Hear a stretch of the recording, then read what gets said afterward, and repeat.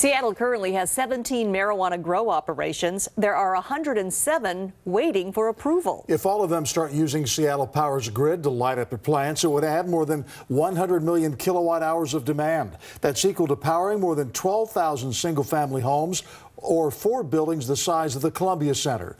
King 5's environmental reporter Allison Morrow shows us how new technology that's helping the green plants go greener. This robot is moving in squares to test the range of this LED light.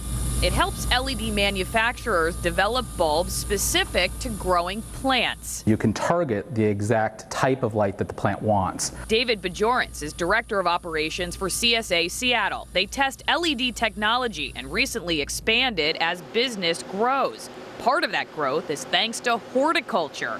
New LED options offer specific light for specific plant results. For kale, for instance, you could stress the kale with different types of lighting and get different nutritional value out of the kale. It's budding new ideas for Seattle's marijuana growers. The plants need water and nutrients, but light makes up 70% of what it takes to grow them. Trying to recreate sunlight. Jeremy Kaufman is transitioning to LED. At his Seattle location, the old bulbs still hang, but he's switched a third of his other grows to LED. For years, LEDs weren't intense enough for cannabis plants, but that's changed with new options. Now, grows like Trailblazing Productions in Bellingham are 100% LED. They use custom spectrums of light to obtain maximum results. Your appropriate ratios in lights is really going to give you the most oomph for your product once that reaches the consumer's hands. LED cut this grower's electricity bill in half, not just because the lights use less power, but because they generate less heat.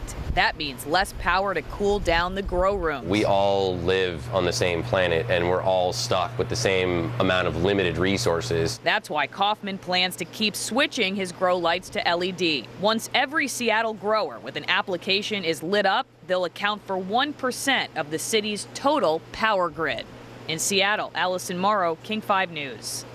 Seattle City Light expects that the new marijuana grow operations could increase energy use at certain substations by more than 3%.